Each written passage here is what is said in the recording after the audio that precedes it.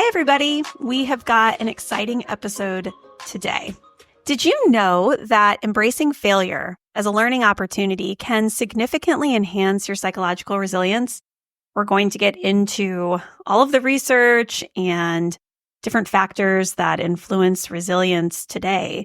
But research does indicate that individuals who view setbacks as chances for growth actually develop essential skills and knowledge to overcome future challenges. I think that's really interesting. I don't, as a younger person, I don't know if I would have thought that or said that, right? That going through failure was something that could help me later in life.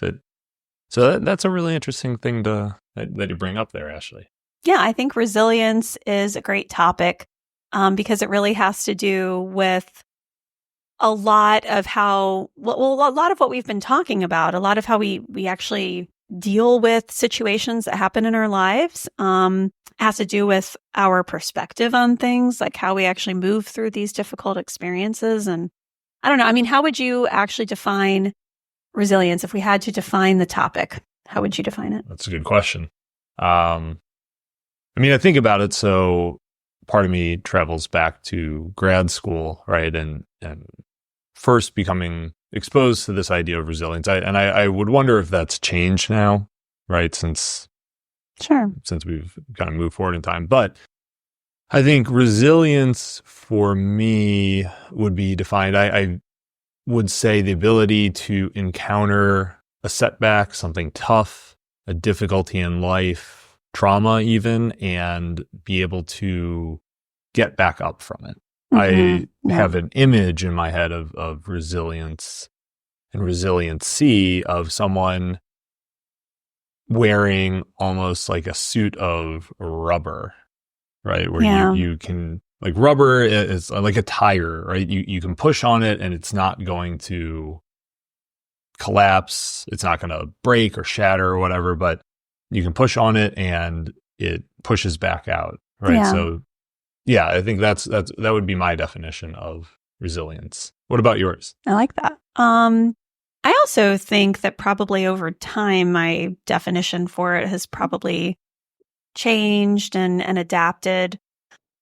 I think I like the suit analogy idea in my mind. I mean, I really think about it like, I hate that this word is what comes to mind because I'm not really sure how I feel about it. I feel like strength is something that comes to mind, not like physical strength, obviously, but like that emotional, like ability to get back up, kind of like you were saying, and keep going. I think maybe one of the things I think with not with adversity, but with resiliency is like continuing to go on despite, maybe a challenge or a difficult. It's like that grit, maybe like what we might call grit.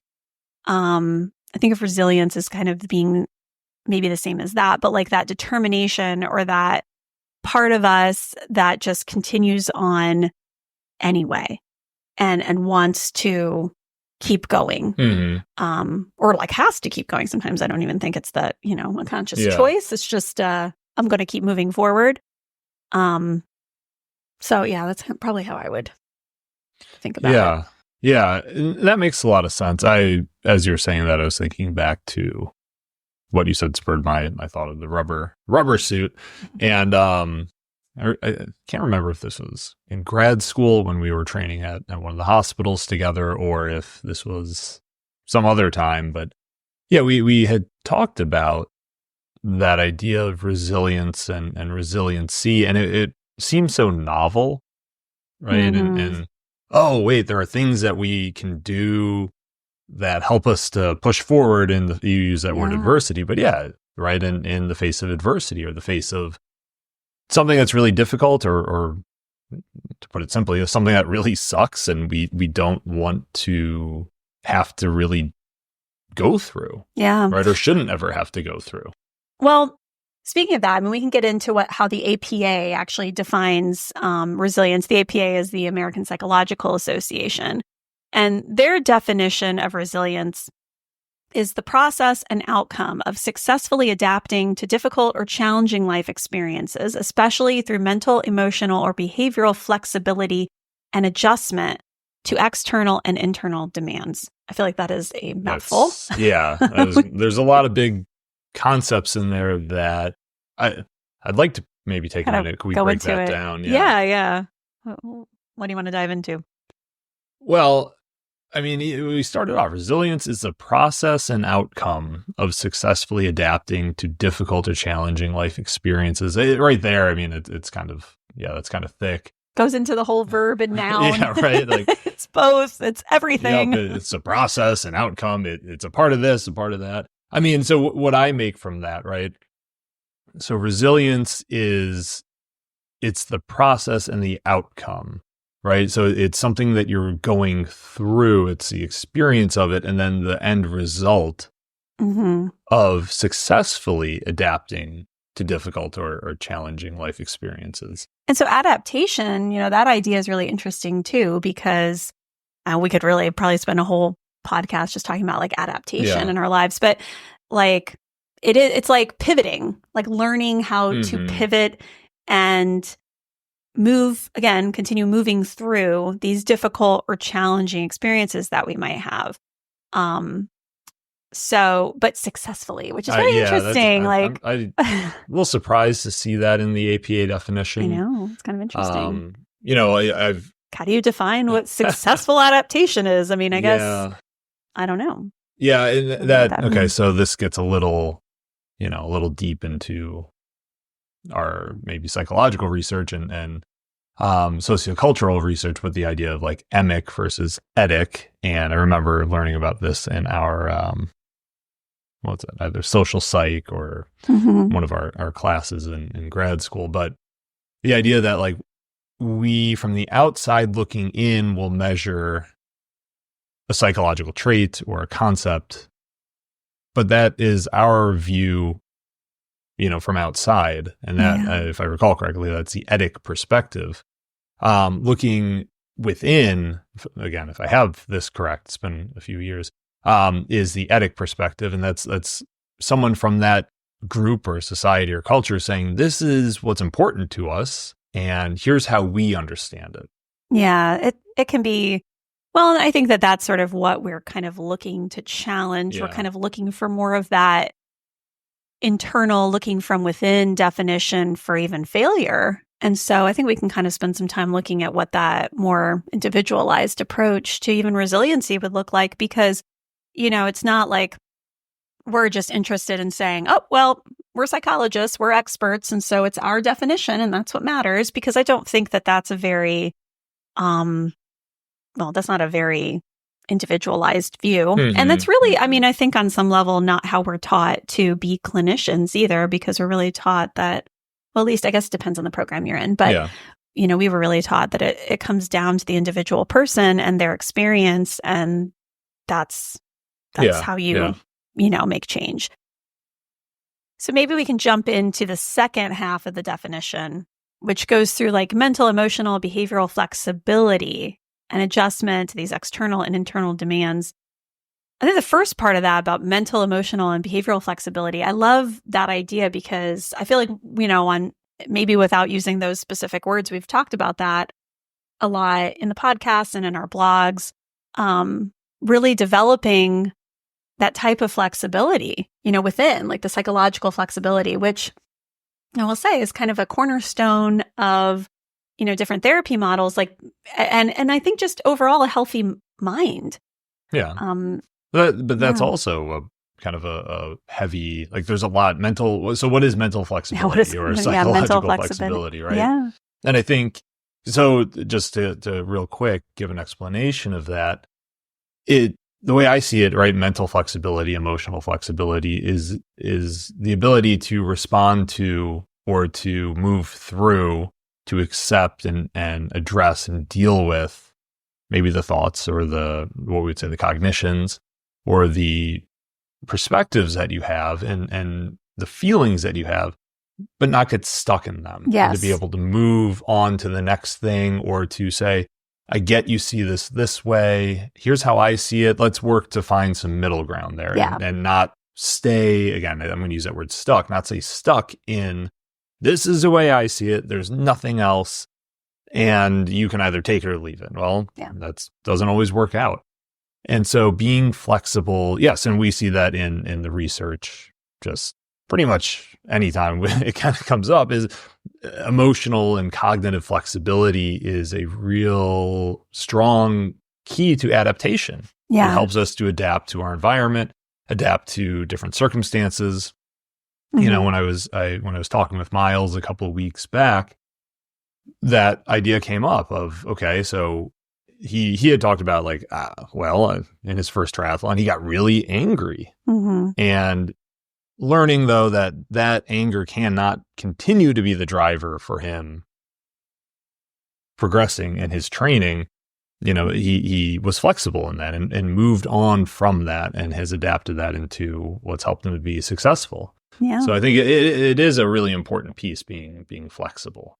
Absolutely. And we often see rigidity with a lot of, our DSM diagnoses, Mm-hmm. when we have those in play, there's often just a lot of rigidity in thinking, and it's not anyone's fault. It's not a conscious decision to say, okay, I'm going to stay stuck here. But it tends to be the result of those diagnoses. So, in depression, we see a lot of rigidity of the mind. In anxiety, we see a lot of rigidity. And so a lot of times, that's what we're working on in therapy, is really actually figuring out how can we be more flexible? How can we challenge some of these ideas or these, feelings and experiences that we're having or believing or, whatever it is. Like we have to move through them somehow. So we have to learn how to have some flexibility there and then adjust and move and make those pivots. So it's a good definition. It's quite thorough, I think. Yeah.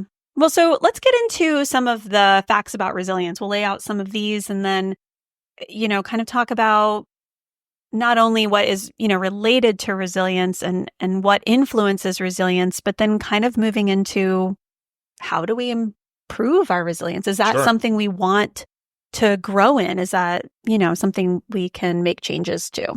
Yeah. And I think that's a good starting point. I think so. Okay. Some facts here, right? One thing that I think is really interesting as we talk about resilience is that we actually, as clinicians and in research, we haven't really landed on a good, just as we were talking about the APA definition of resilience. So we don't have a good working or operationalized definition of resilience, right? Which may seem a little odd, but does get to what we talked about last week, right? That like language plays a pretty big role in how we understand pretty much everything. Mm-hmm. But not having that definition of resilience, I think there's some positives to that. I think there are some negatives, right? As we kind of look at just what are the different aspects of resilience, we may have a harder time than researching it, right? Because if we can't really define it, one study may say this is resilience, another study may say this is resilience. But it varies culture to culture, right? Society to society. We can see that there are different aspects of resilience that may be highlighted. But now what I think is also an important fact here is that there are genetic components to resilience. Yeah. And there's a pretty moderate genetic link to resilience. I think studies are showing it around 30% or so.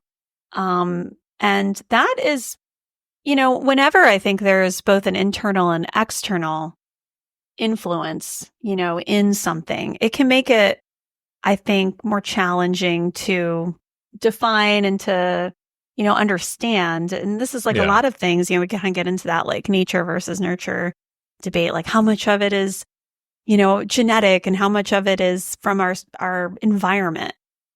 Of course, I think it's both. Yeah. Did you take AP Psych in high school?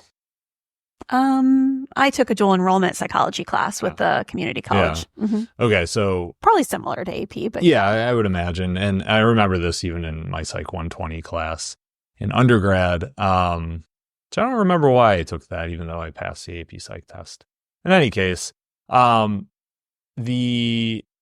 lot of psych classes like to start out with, is it nature or is it nurture, right? Chicken or the egg? How is your personality part of, genetic? Is it something that you've learned? Is this and I think it's a good discussion point. Yeah. Again, it's sort of maybe putting a really big topic and big question into black or white, right? And one or the other. Because especially with resilience and resiliency factors, we do know, there's both genetic factors and environmental factors. And by environment, I don't mean like nature, like what is there grass or is the sky blue? More so environmental, it could be like the people around you. Oh, right? yeah. The how do other tone people of your home? Yeah. How do other people in your life actually deal with hardship or with difficulties? How do you see that being modeled? What is, the atmosphere in your home, and what are like the values that are being practiced or taught? I mean, how are you actually learning to go through something difficult? I don't know that it's really, up until maybe, I don't know, maybe it's talked about more now, I think, with like parenting. But I don't feel like this was ever something that was discussed, when we were kids, like, oh, let's make sure you teach your children how to fail well. That's not something that I was ever taught. Yeah. Like just because that just wasn't a thing that people were really talking about. Fail well. Like, what would that even mean? Well, and I think there's this interesting, you say that, and I don't want to get too far off track, but that piece of like flexibility, like accepting that failure will happen means being flexible, right? We obviously want to be successful, and I think most people strive to always do really well in what they do. Yeah. Right. So accepting that failure will just naturally happen is antithetical. It's on the opposite side of maybe how we will live our lives and the expectations that we set for ourselves. But that inflexibility, the rigidness, and I see this especially in some working in therapy, that rigidness around, it has to be this way, kind of gets back to that like black or white thinking, right? It's this or it's that. If I'm not being successful, then I'm not doing what I should be, and therefore it could be termed a failure. I want to ask you a quick question about that then, because I think it's really interesting.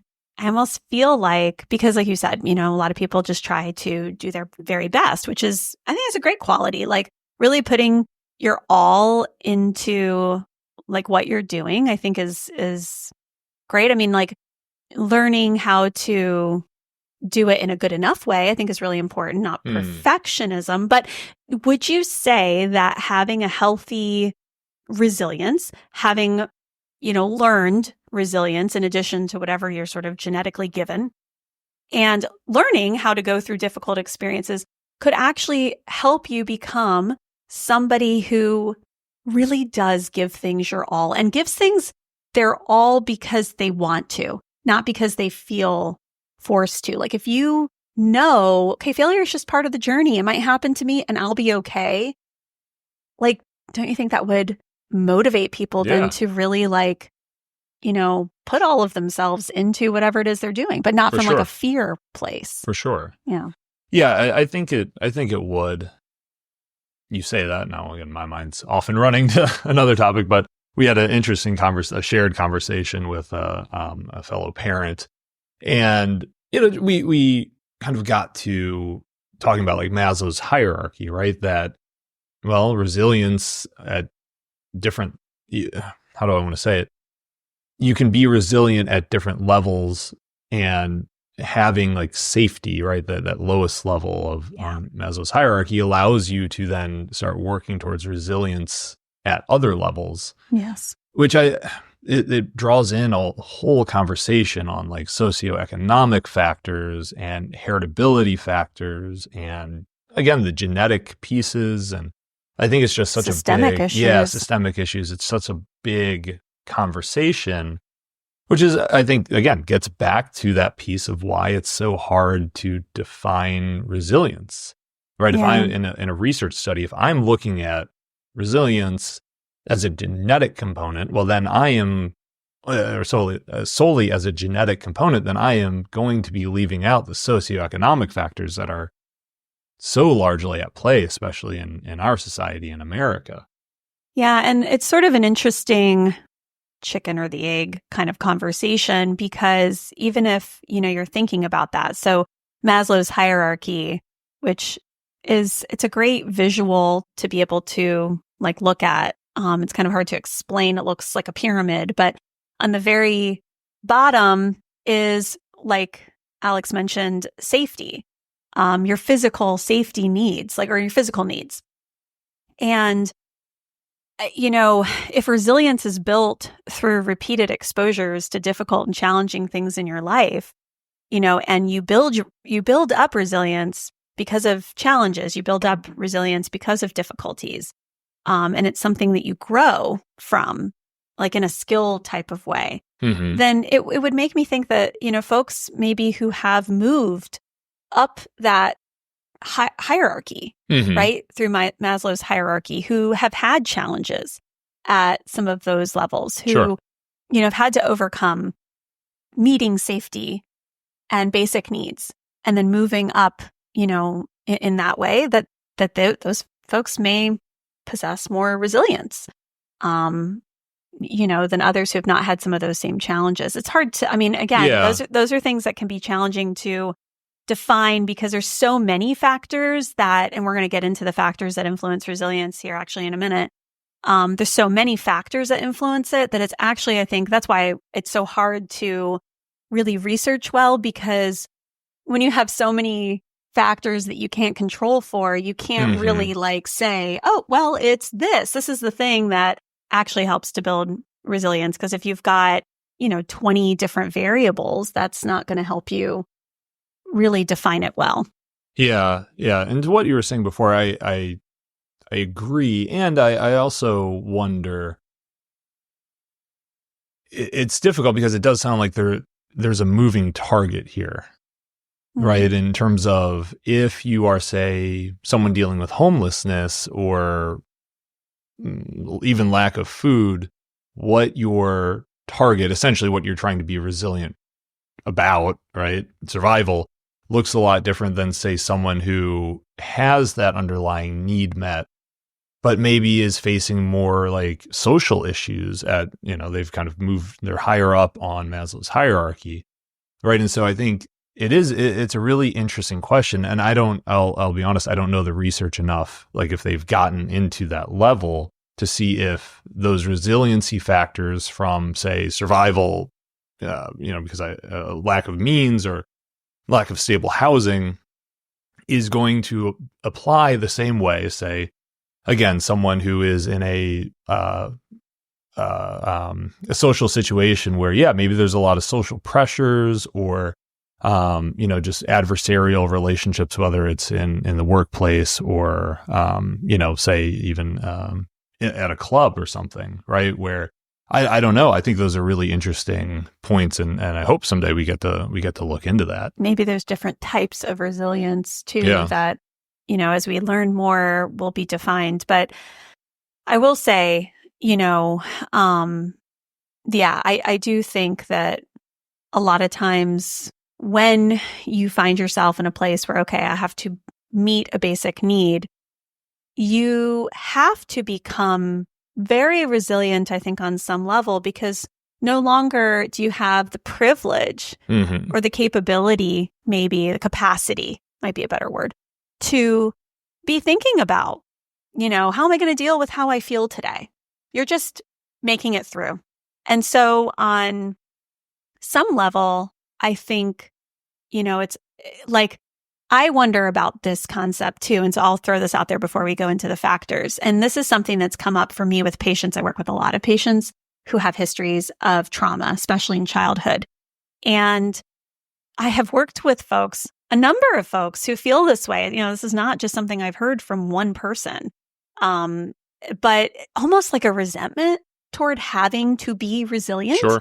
like this sort of feeling, and I actually remember I sort of mistakenly, reflected back to a patient. This was earlier on in my career, I think maybe, I don't know, internship or postdoc. I remember reflecting to a patient that was in a higher level of care about how resilient I felt like they were, which I've kind of learned actually to not like try and make those statements because they can be somewhat, I think, maybe invalidating. Yeah. But I remember saying to this patient, I really felt like they were so resilient. And I was met with quite a bit of like, well, I really wish I didn't have to be, which is a completely fair statement. Yeah. And, I was like, yeah, I can understand that. Like, it's painful to actually have to think, of what kind of not causes resilience, but like, sort of forces somebody maybe into this more resilient place. Yeah. Where they've had to be maybe very, not very by choice strong. or not by anything that they would ever want. Yeah. And I wonder too, and I don't know if really this is kind of off topic, but I think that resilience, and maybe this goes back to that whole definition of like successfully adapting. I have a lot of folks who too, we'll get in and we start off therapy and we're going through history and doing kind of that intake. And I'll have folks sometimes, ascribe something really, really challenging, really difficult. And then kind of just sort of say, well, I'm kind of over that. I'm sort of just over that thing that happened. And it might be like event. Wow, like, okay, how have you moved through that? But I think sometimes it's just, again, like it's the circumstance, the nature of it was I couldn't deal with it then. And so I've just kind of moved on. And I wonder sometimes if that is like a form of like forced resilience, like sure. I needed to get through and I needed to survive and I needed to just quote unquote be okay. Yeah. Yeah. I think so I'm going to jump into a little bit of what we call like psychodynamic theories of our psychology. And, that may be what we call like a defense mechanism of suppression or repression, right? Which is a largely unconscious kind of behind the scenes process of taking an event or something that's happened and in our conscious awareness, then it moves from something we're aware of and have focus on to the unconscious, which is that place of it being out of our present awareness.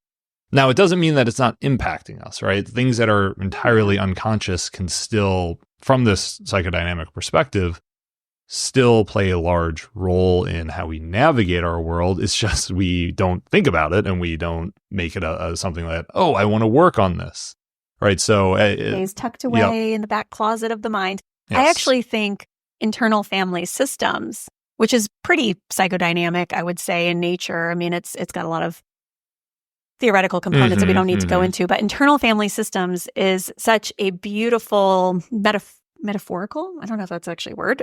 I think it's got kind of a metaphor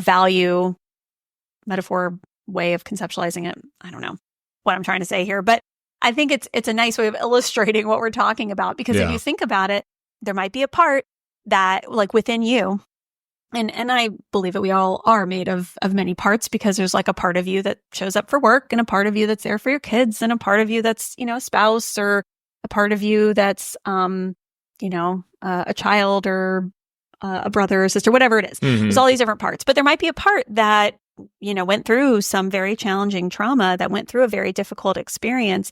And that part sort of learns like, I can't be up at the front. If I'm kind of at the front awareness, of the person, well, then I might be really dysregulated, and that's not safe, or that's not okay, especially if we grow up in an environment where like emotions aren't really tolerated. Sure. So that part learns to take the back seat. That part learns to kind of go away for a period of time.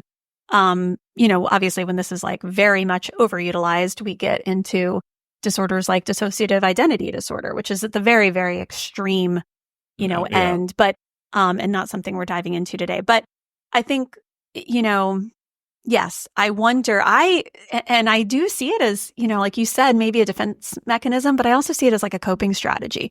Suppression, yes, not super healthy long term. But I will say that's how a lot of people that we see survive, because these things come out later in their life, maybe when they have kids and their kids are at the same age that they themselves experienced a trauma. Or when they've moved up higher. Again, let's think about Maslow's hierarchy. Maybe Yes. more immediate needs are then met. And and it's like, okay, now I can deal with this. Yeah.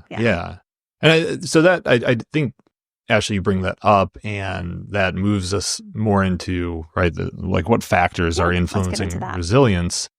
And I think this is a really important topic, right? Looking at what the factors are, because there's just so many things today, right? There's a lot of things that are troubling and worrying and stressful for everyone. And doesn't matter if we're talking about like job wise, right? Monetarily, am I making enough money? But also new stresses like, okay, what's happening with laws in my area? What's happening with weather? What's happening even in my family? Or my kids are talking about this. I don't even know what that means. And right, so finding ways to work with becoming more resilient is going to be important. So talking about the factors that influence resilience, Ashley, do you want to jump into some of the first things? Sure, I can talk about some of the first things. So our emotional control, like I would define this really as like emotion regulation, but just being able to regulate negative emotions and kind of, chase positive emotions, being able to find more positive emotional experiences, whether it's through like laughter, having a more optimistic, outlook on things, like being able to use that emotion regulation. And that's its own whole other definition. But when you say emotion regulation, what does that mean? I think of emotion regulation as like an ability to move through our negative emotions in a way that is like effective, like we're not harming anyone in the experience of us having a negative emotion, but being able to like move through it fairly, I don't want to say easily, but like being able to adapt, like a lot of what we're talking about, like being able to maintain flexibility. And a lot of emotion regulation is learning kind of like, okay, our emotions, like learning about what emotions are, like having a higher emotional intelligence. And that's how you sort of develop more I don't really love the phrase emotional control. Yeah. But emotion regulation comes with this idea of like knowledge about what emotions are. Emotions are temporary states of being. They're temporary hormonal changes in the brain. But they're temporary. They don't last forever. They're a process that has a beginning, a middle, and an end. And being able to be emotionally regulated is knowing that. And then being able to, as a result, move through it, knowing that, like with that knowledge, like this is not a permanent state of being. This will change. I know what I need to do to keep myself sort of level-headed when I'm in a very dysregulated state. And then being able to maintain,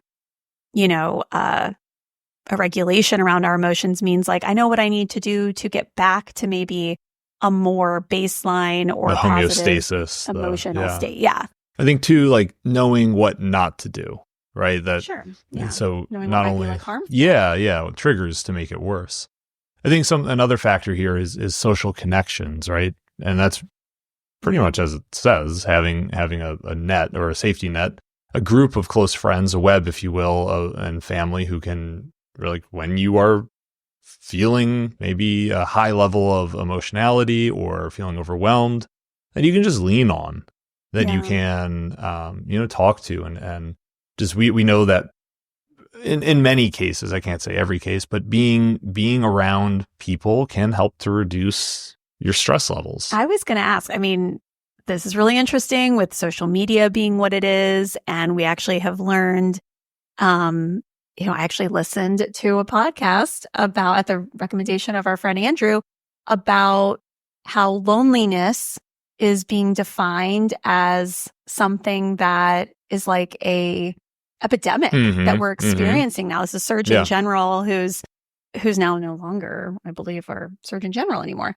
But he identified this over the last 8 years or so, I think it was 8 years, that our social connections are so like brittle now that we don't have as many social connections. So I was going to ask you, what are your thoughts on how this especially is influencing like resilience now in today's time? Well, I work, and I work a lot with dads and new dads. And I think back in 2018, I think I wrote a real short blog post on just the sort of the influences of pregnancy and fatherhood on dads. And one of the pieces that came out of that is that like dads especially are lonely, right? Even though I shouldn't say lonely because they don't have people around them, but lonely because, well, in becoming a parent, we give up some of the social connections that we've had, not because I really want these, I'm pruning them away actively. No, it's just a reality of, well, I've got this kid at home and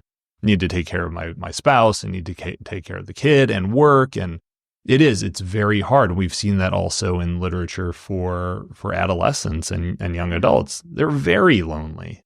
And the social connections, again, it's not to say that they don't have friends or can't go out, but that true, deep, vulnerable connection there that, we're seeing that is really being negatively influenced by social media. It's very, I don't want to say vain or vanity focused, but, we often see, we see the best of people on social media and not really like people at their realest. Yeah. And it fosters comparisons. There's a lot of other pieces to it. Comparisons often lead to judgments of the self, of others, all those things, create giant bridges where we can't really access other people then. I also have to say too,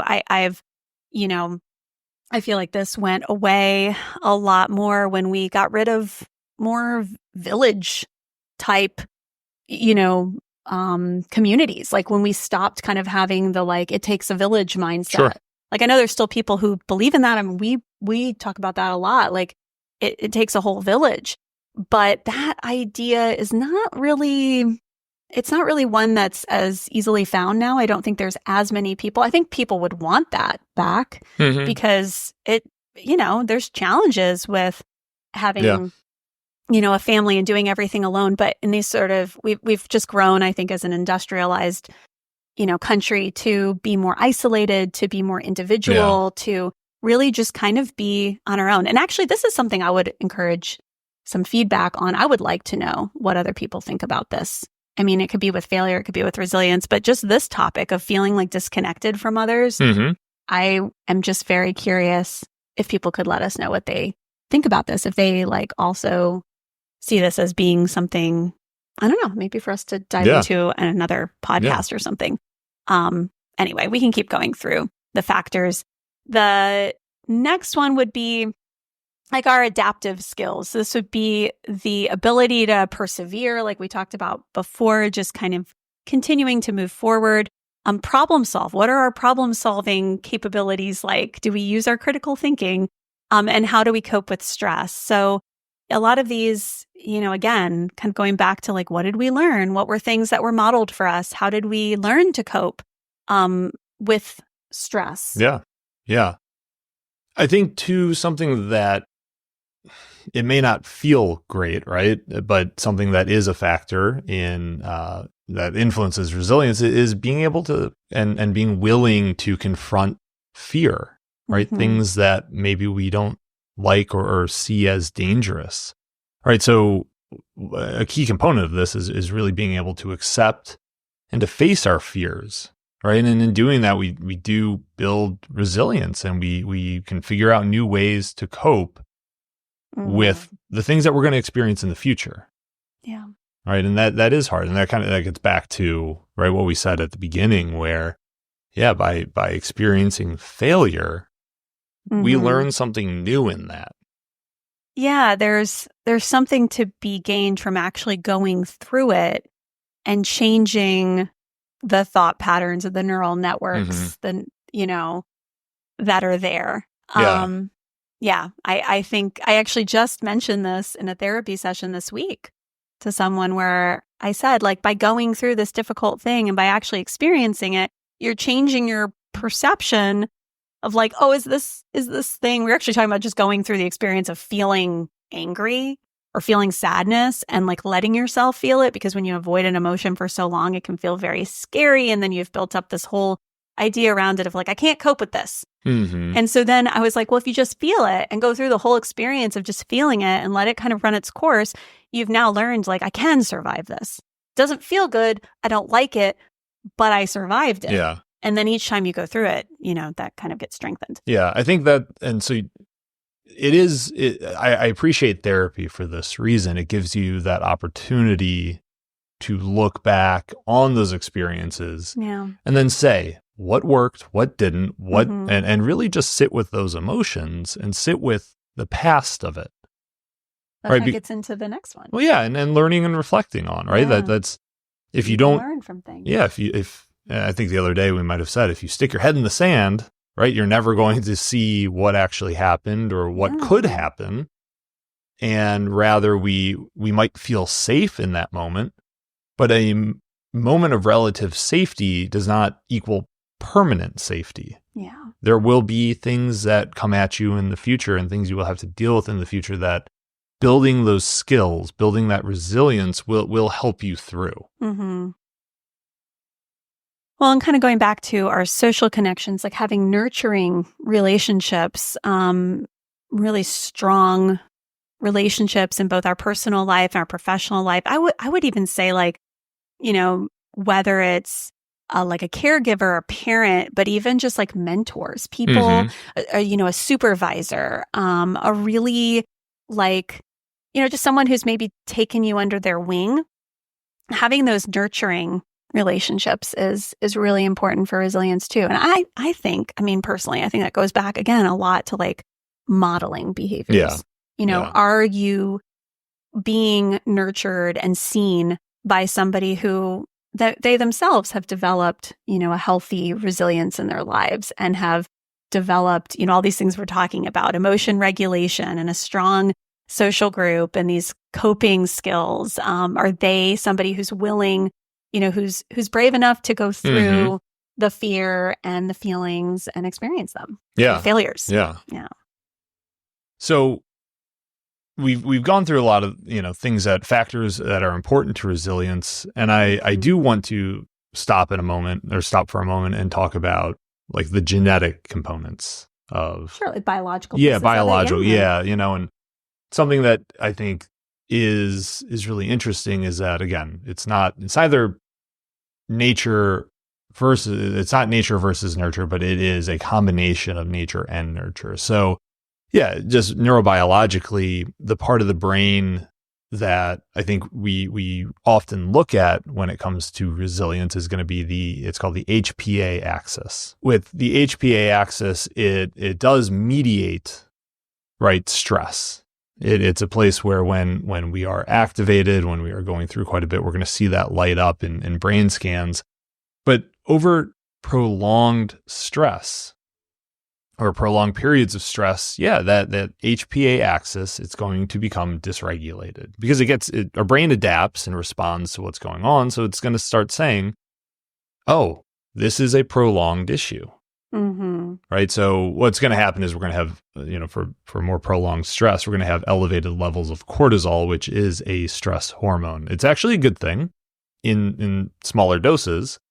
But when it comes to more, again, long-standing amounts of cortisol being in your system, then we're going to have a lot of negative effects from that. So it affects, you know, our immune responses. It can affect our cognitive abilities and our emotional regulation. If you have a lot of cortisol in your body, it can really impact all those things. I mean, I remember a supervisor, I think or maybe a professor in grad school saying, you know, chronic levels of cortisol in the brain are actually toxic to the brain, you know, in high levels and in a chronic way.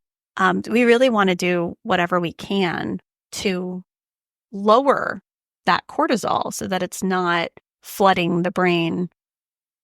Yeah. And to let the body naturally let that level go down, right? And so cortisol, I like to, again, I think about things in rowing terms or athletics.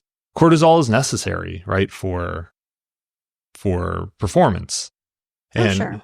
However, once we kind of get to that state of, oh, okay, this is safe now. I don't need to be worried about doing this triathlon or doing this race.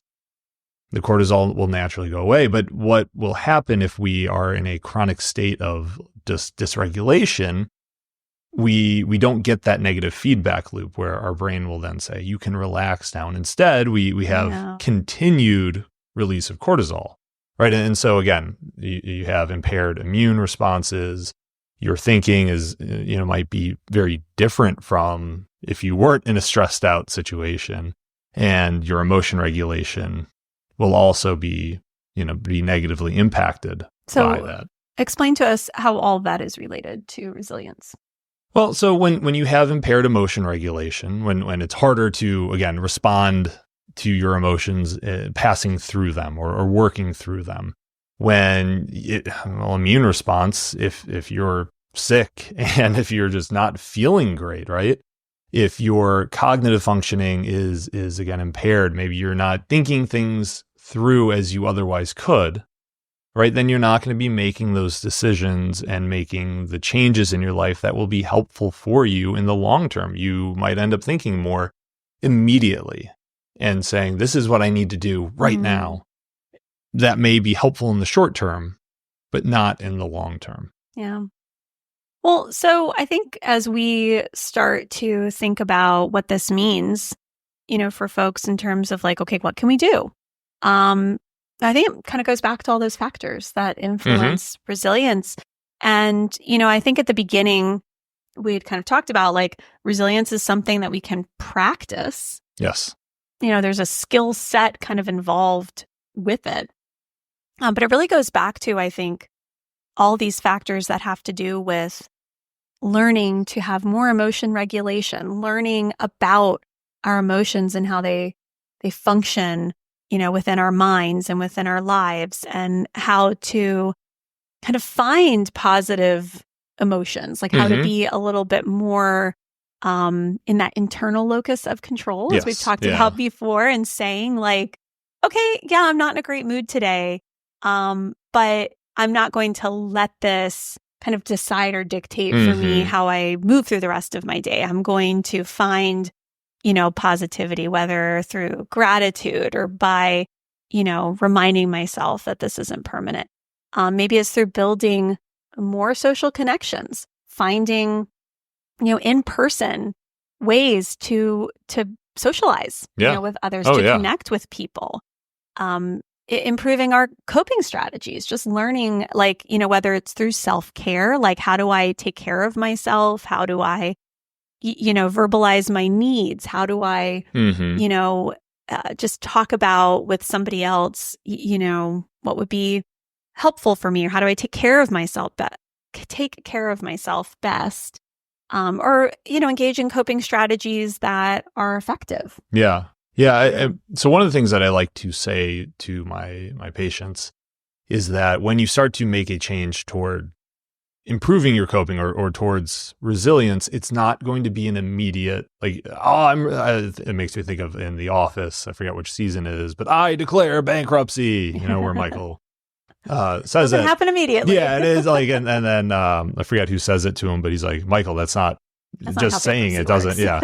But that's the same thing for resiliency factors too. Just because you do one thing doesn't actually make you more resilient. It means that you've started in that direction though.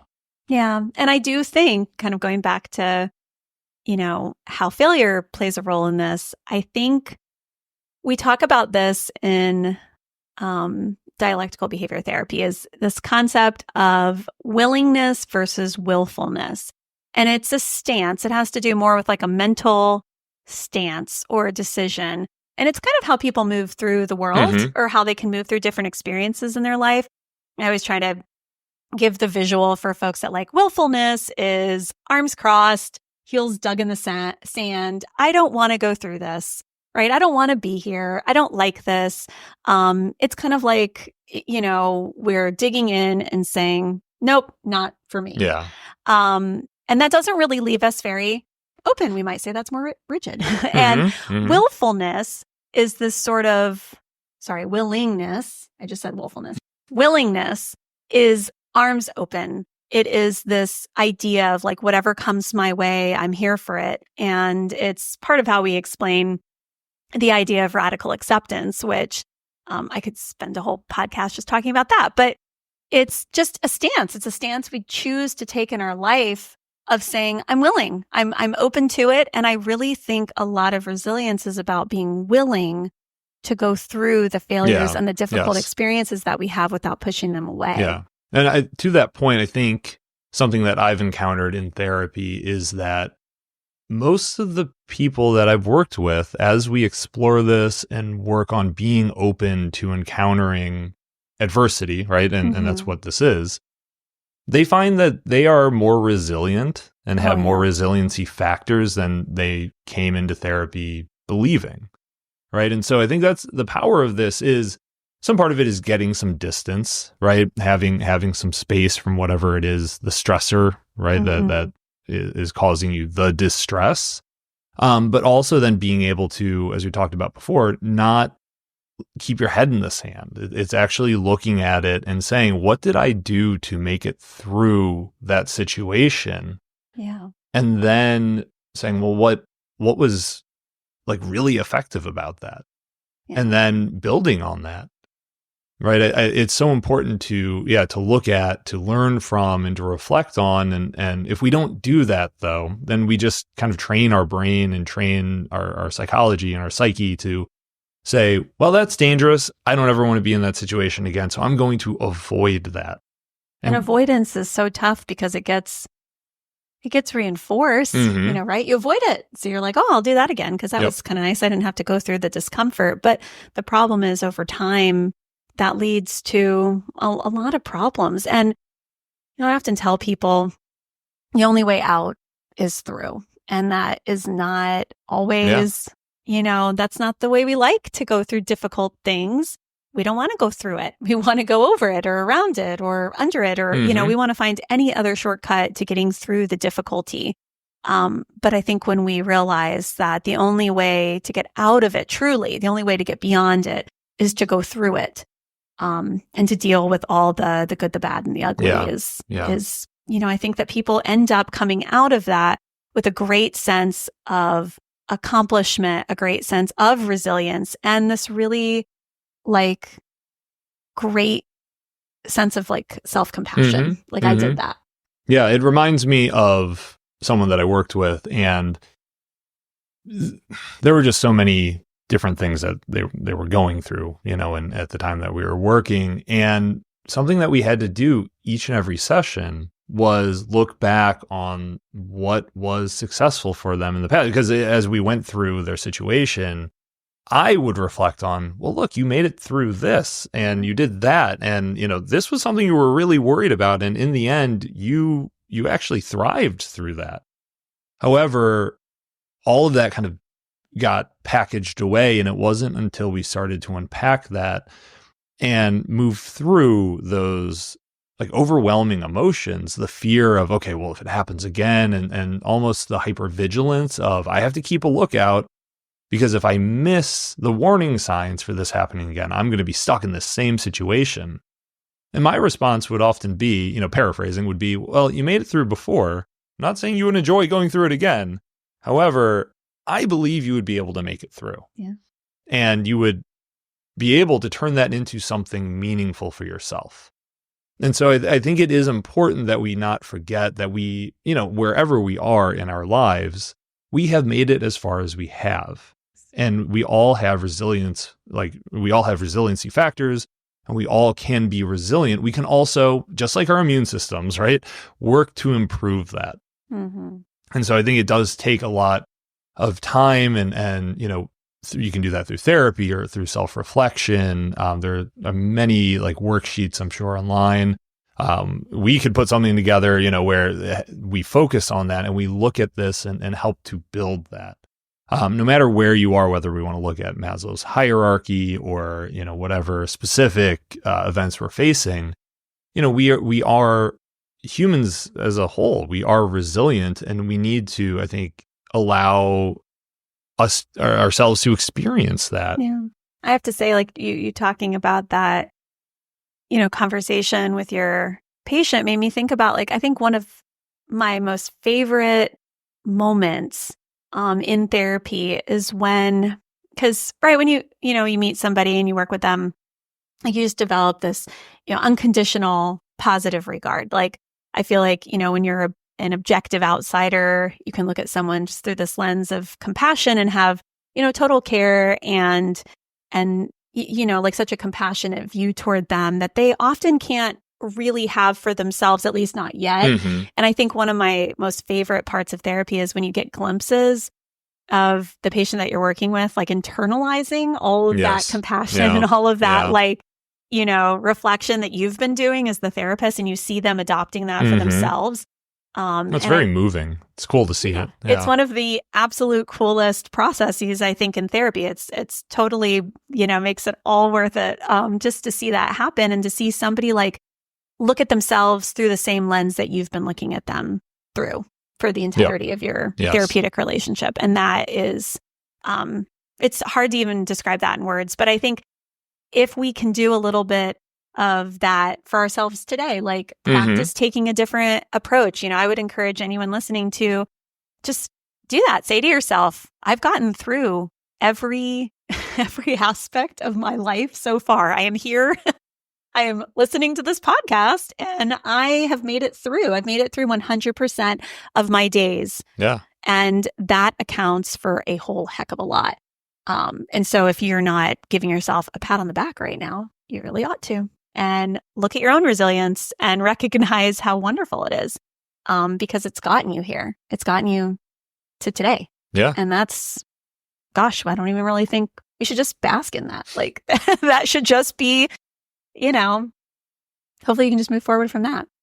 Instead of stressing about whatever you have coming up next or whatever else is going on, maybe just spend some time being with that. Yeah. You saying that, and maybe this, I would invite people to, maybe after you're done listening, the Bastille song, Is That a Blue Sky? I think that's the name of it. Oh yeah, right? that song. Kind of thinking about that and yeah, that even though we may be in the thick of something, Ashley, what you said is totally true. We are, right, we have made it this far, and so we can continue. We may not always feel great about it, but, and to take the lyrics, is that a blue sky? Yeah, there is going to be at some point a blue sky, and we need to keep looking for that. Yeah.